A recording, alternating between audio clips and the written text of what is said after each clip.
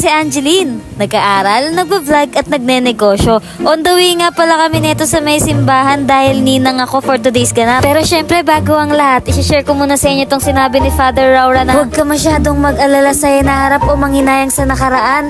Pagtuunan mo at pasalamatan ang lahat ng meron ka ngayon. Kapag nga hindi tayo marunong makontento, hindi natin ma-appreciate kung ano yung mga blessings na meron tayo ngayon kahit maliliit. Kaya nga nang sinasabi ko lagi, mag-focus lang tayo sa goal. Dahil talagang totoo ang dapat mong paghirapan bago ka makaramdam ng kaginawaan. Anyways guys, andito nga pala ako sa QC dahil kinuha kong ninang. Pangalawang inaanak ko na nga pala to, si Jania. Una ko nga palang inaanak is lalaki, si Sebastian. Last April lang din naman siya bininyagan ngayong taon. Tataka nga kayo kung bakit dalawa yung binibinyagan, dahil sila ay magkapatid. Nga pala yung inaanak ko, si Jania, 2 years old na siya, magti 3 years old siya next year. At yung isa naman binibinyagan, si Elise, yung kapatid niyang bunso. Birthday nga din pala ni Janaya, kaya sinabay na din sa binyag ni Elise. Sa gantong pagkakataon nga, nararamdaman ko na hindi na talaga ako bata. Kaya kinukuha na nila akong nina. Nakakatuwa lang isipin dahil dati lagi lang akong nagpo-proxy, pero ngayon ako na mismo yung nina. Ang ganda nga pala ng pinagbinyagan nila dito lang sa may Regalado Fairview. Ayun nga pala yung The Good Shepherd Cathedral. Palapit na nga pala ang Pasko, kaya syempre kailangan ko paghandaan yung regalo. By the way guys, may mga kaka-open lang na small business dyan o may small business,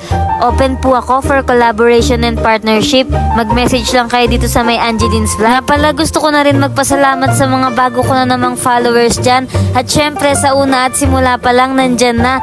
Grabe, hindi ko man kayo maisa-isa pero palagi ako nagpapasalamat sa inyo. Walang Angeline's Vlog kung wala kayo. Sa pagiging ninang, hindi nga lang pala lagi Pasko. Kaya habang lumalaki yung inaanak mo, kailangan mo din siyang gabayan. Kumbaga ikaw kasi yung magiging pangalawang magulang nila eh. Kaya kailangan maturuan natin sila ng tama at magpakita tayo ng tama. Part 1 nga pala to dahil yung part 2 andun na sa reception na Jollibee. May photographer nga din pala, kaya ayan for the picture muna kasama yung mga inaanak. Nga pala guys, stay safe sa ating lahat dahil naglanding na nga pala yung bagyong Pipito. Lalo sa mga kababayan at kamag-anak namin dyan sa may Catanduanes. Signal number 5 na nga pala sila at grabe yung bagyo sa kanila. Napakalakas ng hangin tapos may kasama pang ulan. Kung hindi nga pala nakakaalam guys, probinsya ko nga pala yan, yung Bicol sa may Catanduanes. Sa side nga pala ng mama ko. Tapos na nga pala yung binyag guys. Ayan, naghihintay na lang kami dyan sa labas dahil pinipicturan kami ng photographer. Pasensya na nga pala kayo guys kung minsan naghihintay kayo ng upload ko tapos sobrang late na. Minsan kasi nagkakasabay-sabay talaga yung schedule ko, yung mga dapat gawin lalo sa may school works. Lalo ngayon na 3rd year college na ako, busy kami sa research and thesis.